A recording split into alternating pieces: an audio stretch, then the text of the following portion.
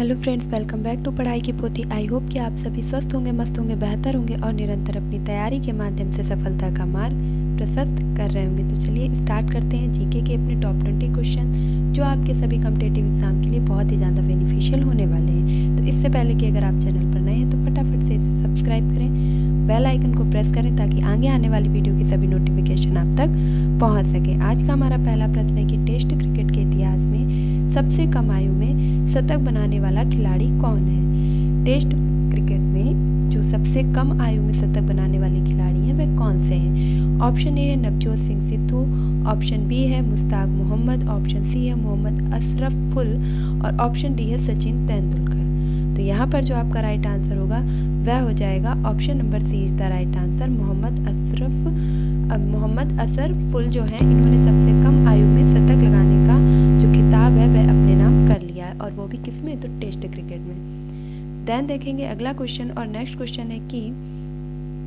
भारतीय राष्ट्रीय कांग्रेस के सर्वप्रथम मुस्लिम अध्यक्ष कौन थे। हम सभी जानते हैं कि भारतीय राष्ट्रीय कांग्रेस की स्थापना 1885 में ए.ओ. ह्यूम के द्वारा की गई थी। किसके द्वारा की गई थी, तो ए.ओ. ह्यूम जी के द्वारा 1885 में इसकी स्थापना की गई थी। इसके साथ साथ अगर प्रश्न ये कह रहा है कि इसके सर्वप्रथम मुस्लिम अध्यक्ष कौन थे, ऑप्शन ए है अबुल कलाम आज़ाद, बी रफ़ी अहमद किदवई, सी है M.A. अंसारी और डी है बदरुद्दीन तैयब जी। तो यहाँ पर राइट आंसर होगा option number D is the right answer. Badruddin Tayyab ji Bharatiya Rashtriya Congress के प्रथम मुस्लिम अध्यक्ष रहने का गौरव प्राप्त कर चुके हैं। देन अगला क्वेश्चन है कि सुभाष चंद्र बोस के त्याग पत्र के बाद भारतीय राष्ट्रीय कांग्रेस का अध्यक्ष कौन हुआ। सुभाष चंद्र बोस के त्याग पत्र के बाद भारतीय राष्ट्रीय कांग्रेस का अध्यक्ष कौन चुना गया था। ऑप्शन ए है आप सभी के सामने मौलाना अबुल कलाम आज़ाद, बी है पट्टाभी सीतारमैया, सी है डॉक्टर राजेंद्र प्रसाद और डी है सरदार वल्लभ भाई पटेल। तो यहाँ पर आपका राइट आंसर हो जाएगा option number B is the right answer. Subhash Chandra Bose के त्याग पत्र के बाद भारतीय राष्ट्रीय कांग्रेस के अध्यक्ष चुने जाने वाले व्यक्ति थे पट्टाभी सीतारमैया। नेक्स्ट क्वेश्चन देखेंगे। अगला प्रश्न है कि यदि एक घटिया वस्तु की कीमत गिर जाती है तो उसकी मांग। यदि एक घटिया वस्तु की जो कीमत है वह गिर जाती है तो उसकी मांग ऑप्शन ए बढ़ेगी, ऑप्शन बी है घटेगी यानी कि गिर जाएगी, या ऑप्शन सी है वही बनी रहेगी, या ऑप्शन डी है इनमें से कोई भी नहीं हो सकती है। तो यहाँ पर जो आपका राइट आंसर बनेगा वह हो जाएगा कि यदि एक घटिया वस्तु की कीमत गिर जाती है तो उसकी मांग पर किसी भी प्रकार का फर्क नहीं पड़ता है और उसकी कीमत वही बनी रहती है। Option number C is the right answer. ये प्रश्न आपका अर्थव्यवस्था से संबंधित था। तो आप चाहे पीटी की तैयारी कर रहे हो, चाहे यूपी टेट सुपर टेट की तैयारी कर रहे हो, वीडियो एग्जाम की तैयारी कर रहे हो, अन्य किसी भी एग्जाम के लिए ये जीके बेस्ड क्वेश्चन आपके सभी पोर्शन को टच करते हुए टॉप 20 के रूप में आपके सामने उपस्थित है। तो इनको बिना स्किप किए लगातार अंत तक वीडियो जरूर देखिएगा। देन अगला क्वेश्चन आप सभी के सामने पॉलिटी से है कि राज्यसभा के संदर्भ में निम्नलिखित में से कौन सा कथन सत्य है। राज्यसभा यानी कि उच्च सदन के बारे में संसद के कौन सा कथन सत्य कहा गया है। ऑप्शन ए है कि इसके 1/3 सदस्य प्रति 2 वर्ष में अवकाश प्राप्त करते हैं, ऑप्शन बी है कि इसके आधे सदस्य प्रति 2 वर्ष में अवकाश प्राप्त करते हैं, या ऑप्शन सी है कि इसके आधे सदस्य प्रति 3 वर्ष में अवकाश प्राप्त करते हैं, या इसके 1/3 सदस्य प्रति 3 वर्ष में अवकाश प्राप्त करते हैं। तो यहाँ पर जो आपका राइट आंसर बनेगा, ये क्वेश्चन आपका बहुत ही डीपली और इसके साथ साथ बहुत ही ज़्यादा फंसाने वाला है, क्योंकि सभी ऑप्शन हमें लगभग एक से लगते हैं जबकि इनमें बहुत ही अंतर भी है। तो यहाँ पर राइट आंसर होगा option number A is the right answer. Rajya Sabha के 1/3 सदस्य प्रति 2 वर्ष बाद, याद रखेंगे कितने सदस्य, तो 1/3 सदस्य, और कितने समय बाद, तो प्रति 2 वर्ष के बाद अवकाश प्राप्त करते हैं। Option number A is the right answer. अगला प्रश्न है कि हिंटरलैंड क्या है। हिंटरलैंड क्या है। ऑप्शन ए एक स्थान जहां बहुत से डाकू रहते हैं, ऑप्शन बी व्यापार के लिए प्रयुक्त बंदरगाह का पृष्ठ प्रदेश, या ऑप्शन सी है शिकारियों के लिए पार्क, ऑप्शन डी है बहुत शांति एवं संपन्नता का स्थान। तो यहाँ पर जो राइट आंसर होगा वह हो जाएगा option number B is the right answer. Hinterland उस स्थान को कहते हैं जहां पर व्यापार के लिए प्रयुक्त बंदरगाह का पृष्ठ क्षेत्र होता है, पृष्ठ प्रदेश होता है, उस क्षेत्र को हम हिंटरलैंड के नाम से जानते हैं। तो ऑप्शन नंबर बी आपका बिल्कुल राइट हो जाएगा। नेक्स्ट क्वेश्चन है कि निम्नलिखित में से कौन सा एक देश भौगोलिक रूप से अमेरिका में स्थित होने पर राजनैतिक दृष्टि से यूरोप में है। ऐसा कौन सा देश है जो कि भौगोलिक रूप से यानी कि उसकी संरचना और पृथ्वी में उसके विभाजन के रूप से अगर देखा जाए तो अमेरिका में है। यदि राजनीतिक दृष्टि से देखा जाए तो राजनीतिक दृष्टि से वह कहाँ पर है, यूरोप में है। तो ऐसा देश है कौन सा? ऑप्शन है आप सभी के सामने आइसलैंड, बी है कैनरी आइसलैंड, ऑप्शन सी है ग्रीनलैंड या ऑप्शन डी है क्यूबा। तो यहाँ पर जो राइट आंसर होगा वह हो जाएगा option number C is the right answer, Greenland, जो कि भौगोलिक रूप से तो अमेरिका में है लेकिन राजनीतिक दृष्टि से यूरोप में स्थित है। ऑप्शन सी बिल्कुल करेक्ट हो जाएगा। अगला प्रश्न देखेंगे और नेक्स्ट क्वेश्चन है कि हड़प्पा वासी किस वस्तु के उत्पादन में दुनिया में अग्रणी थे।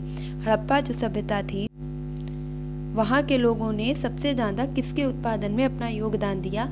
ऑप्शन ए है मुद्राओं में, ऑप्शन बी है कांस्य के औजार में, ऑप्शन सी है कपास में या ऑप्शन डी है जौ में। तो यहाँ पर राइट आंसर हो जाएगा option number C is the right answer. Harappa वासियों ने सबसे अधिक कपास के उत्पादन में अग्रणी भूमिका निभाई है। इसके साथ साथ याद रखेंगे कि हड़प्पा से ही आपके एक श्रृंगी पशु का भी अंकन मिलता है। ये प्रश्न कई बार पूछा जा चुका है कि एक श्रृंगी पशु का अंकन कहाँ से मिलता है। तो सिंधु घाटी सभ्यता के स्थल हड़प्पा से एक श्रृंगी पशु का अंकन मिलता है। और इसके साथ साथ याद रखेंगे कि हड़प्पा से ही आपके स्वास्तिक चिन्ह का भी जो है उदय माना जाता है। स्वास्तिक चिन्ह का जो है सबसे पहले प्रमाण कहाँ से मिला था, तो हड़प्पा सभ्यता से ही प्राप्त किया गया था।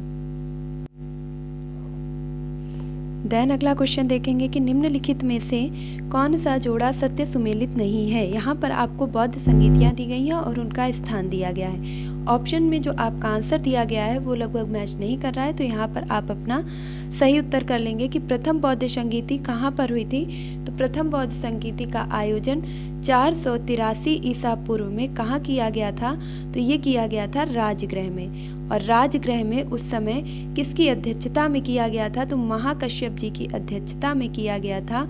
और उस समय किसका शासनकाल था, तो अजातशत्रु का। ये बात हो गई आपकी प्रथम बौद्ध संगीति की। तो प्रथम बौद्ध संगीति का आयोजन 483 ईसा पूर्व महाकश्यप की अध्यक्षता में राजगृह में अजातशत्रु के शासनकाल में किया गया था। अगला देखेंगे द्वितीय बौद्ध संगीति के बारे में। तो द्वितीय बौद्ध संगीति आपकी वैशाली में आयोजित की गई थी। और वैशाली में कब आयोजित की गई थी, तो 383 ईसा पूर्व वैशाली में किसके शासनकाल में, तो कालाशोक के शासनकाल में। याद रखेंगे कालाशोक के शासनकाल में आयोजित की गई थी और इसकी अध्यक्षता स्वयं साबा कामी जी के द्वारा की गई थी। तो ये बात हो गई द्वितीय बौद्ध संगीति की। तृतीय बौद्ध संगीति की तरफ बढ़ेंगे और तृतीय बौद्ध संगीति का जो आयोजन है वह कहाँ पर किया गया था, तो पाटलिपुत्र में बिल्कुल सही है। कब किया गया था, तो 255 ईसा पूर्व किया गया था। किसके शासनकाल में किया गया था, तो अशोक के शासनकाल में किया गया था। और इसकी अध्यक्षता किसने की थी, तो मोगल पुत्र तिस्य के द्वारा इसकी अध्यक्षता की गई थी। चतुर्थ बौद्ध संगीति की बात की जाए तो चतुर्थ बौद्ध संगीति का आयोजन कुंडलवन कश्मीर में ही किया गया था। और कब किया गया था, तो पहली ईस्वी में किया गया था। और किसके शासनकाल में किया गया था, तो कनिष्क के शासनकाल में किया गया था। और इसकी अध्यक्षता करने वाले जो थे वह वसुमित्र जी थे। वसुमित्र जी की अध्यक्षता में चतुर्थ बौद्ध संगीति का आयोजन किया गया था। तो आई होप कि आपको चारों संगीतियों के बारे में डिटेलिंग से सारी चीजें समझ आ गई होंगी। अब हम चलते हैं अपने नेक्स्ट क्वेश्चन की तरफ और अगला प्रश्न है कि निम्नलिखित स्थानों पर विचार कीजिए। प्रश्न है कि निम्नलिखित स्थानों पर विचार कीजिए। ऑप्शन ए है आपके सामने गिरनार, ऑप्शन ए है गिरनार, बी है माउंट आबू और सी है रनकपुर। तो उपरोक्त स्थलों में से कौन से या कौन सा जैन वास्तुकला का गौरवपूर्ण उदाहरण है। ऑप्शन ए है आप सभी के सामने 1 तथा 2, बी है केवल 2, सी है 1 व 3 और डी है 1, 2, 3। तो यहाँ पर जैन कला और जैन वास्तुकला से संबंधित जो महत्वपूर्ण उदाहरण है वह सिर्फ और सिर्फ आपका ऑप्शन नंबर बी राइट है, माउंट आबू, यानी कि केवल कथन 2 सही है। Option B is the right answer.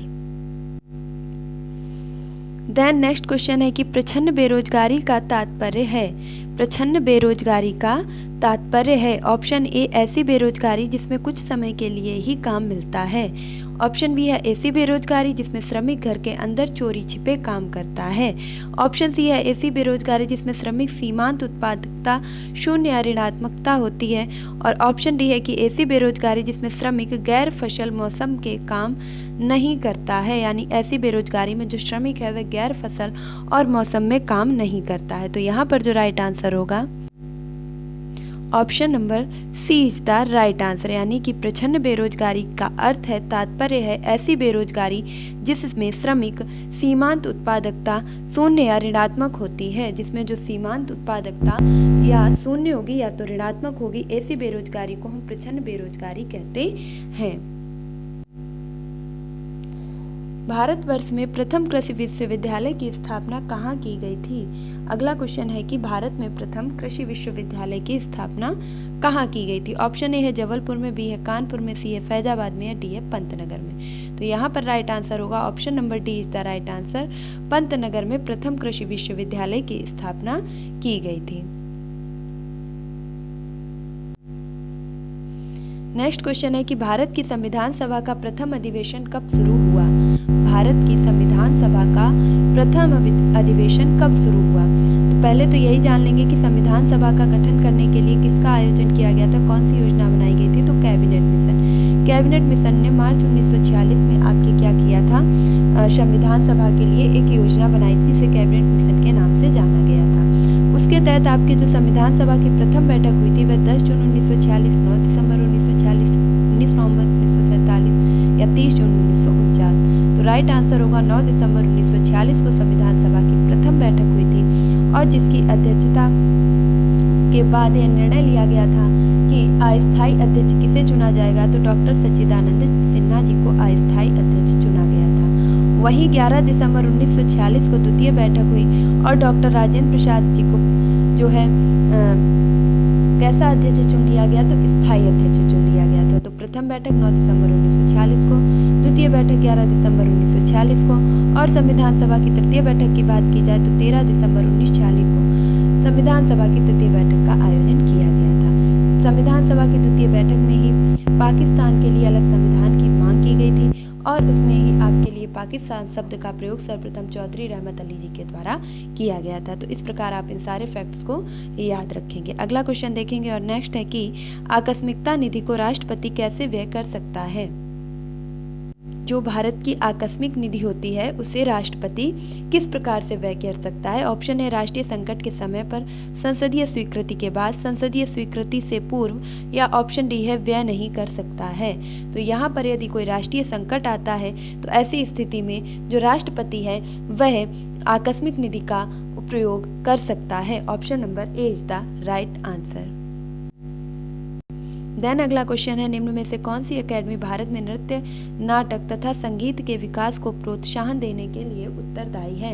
ऐसी कौन सी एकेडमी है भारत में जो कि नृत्य को, नाटक को, संगीत को प्रोत्साहन देती है? ऑप्शन ए है संगीत अकेडमी, ललित कला अकेडमी, साहित्य अकेडमी, या नेशनल स्कूल ऑफ ड्रामा। तो यहाँ पर जो राइट आंसर होगा option number B is the right answer. Lalit Kala Akademi के द्वारा भारत में नाटक, संगीत और नृत्य को विकास प्रोत्साहन प्रदान किया जाता है। नेक्स्ट क्वेश्चन है कि निम्नलिखित में से कौन सा कथन सत्य नहीं है? 42वें संविधान संशोधन के अंतर्गत लोकसभा तथा प्रदेश की विधानसभाओं का अवधिकाल 5 वर्ष से बढ़ाकर 6 वर्ष कर दिया गया था। तो ये बात बिल्कुल सही है कि 42वें संविधान संशोधन के अंतर्गत लोकसभा और इसके साथ साथ प्रदेश की विधानसभाओं का जो कार्यकाल था वह 5 से बढ़ाकर के 6 कर दिया गया था, जिसे पुनः ये भी याद रखेंगे कि पुनः 44वें संविधान संशोधन के द्वारा घटा करके फिर से पूर्व निर्धारित यानी कि 5 वर्ष ही कर दिया गया था। तो ये बहुत ही इंपॉर्टेंट फैक्ट है जो कि बिल्कुल तरीके से सही है। तो ये आपका आंसर नहीं होगा। अगला देखेंगे प्रधानमंत्री के परामर्श पर राष्ट्रपति लोकसभा को भंग कर सकते हैं? तो बिल्कुल ऑप्शन बी भी आपका बिल्कुल राइट हो जाएगा। धन विधेयक राज्यसभा में प्रस्तुत नहीं किया जा सकता है। तो ये बात बिल्कुल सही है क्योंकि जो धन विधेयक है इसका वर्णन अनुच्छेद 110 में किया गया है, जिसके तहत जो धन विधेयक है यह लोकसभा में ही प्रस्तुत किया जाता है। अगला प्रश्न देखेंगे, अगला ऑप्शन देखेंगे कि राज्यसभा के 1/3 सदस्य प्रत्येक 3 वर्ष की अवधि में समाप्त होने पर सेवानिवृत्त हो जाते हैं। तो इस कथन के बारे में हमने ऊपर भी चर्चा की थी और वहाँ पर हमने जो राइट आंसर किया था वह इस प्रकार था कि जो आपके राज्यसभा के 1/3 सदस्य प्रत्येक 2 वर्ष बाद, 3 वर्ष नहीं बल्कि कितने 2 वर्ष बाद जो है सेवानिवृत्त हो जाते हैं। तो यहाँ पर जो कथन गलत था वही आपका सही उत्तर हो जाएगा। तो option number D is the right answer. Then अगला क्वेश्चन है, वह रेल मार्ग कौन सा है जिस पर सर्वाधिक इस्पात कारखाना स्थित है? जहाँ पर सबसे ज़्यादा इस्पात कारखाने स्थित हैं वह कौन सा रेल मार्ग है? ऑप्शन है Delhi Chennai via Bhopal, Mumbai Howrah via Raipur, Mumbai Howrah via Jabalpur या दिल्ली एर्नाकुलम वाया गुंटूर रेनीगुंटा। तो यहाँ पर जो राइट आंसर होगा वह हो जाएगा option number B is the right answer. Mumbai Howrah via Raipur के द्वारा सबसे अधिक इस्पात कारखाने स्थित किए गए हैं। और आज का लास्ट और सबसे इम्पोर्टेंट रहने वाला प्रश्न जो कि आपका कई बार परीक्षाओं में पूछा भी जा चुका है कि लीलावती पुस्तक किससे संबंधित है? ऑप्शन ए है खगोल शास्त्र से, बी है शरीर से, ऑप्शन सी है गणित से या ऑप्शन डी है पशु चिकित्सा से। तो याद रखेंगे लीलावती नामक जो ये पुस्तक है बहुत ही इम्पोर्टेंट है और इसका संबंध किससे है? तो ये लीलावती नामक जो पुस्तक है इसका संबंध गणित से है। Option number C is the right answer. तो आज के हमारे टॉप 20 क्वेश्चन यहीं पर कंप्लीट होते हैं। इससे पहले कि अगर आप चैनल पर नए हैं और आपने अभी तक वीडियो देखने के बाद उसे सब्सक्राइब नहीं किया है तो प्लीज़ वीडियो को लाइक कीजिए, चैनल को सब्सक्राइब कीजिए। आप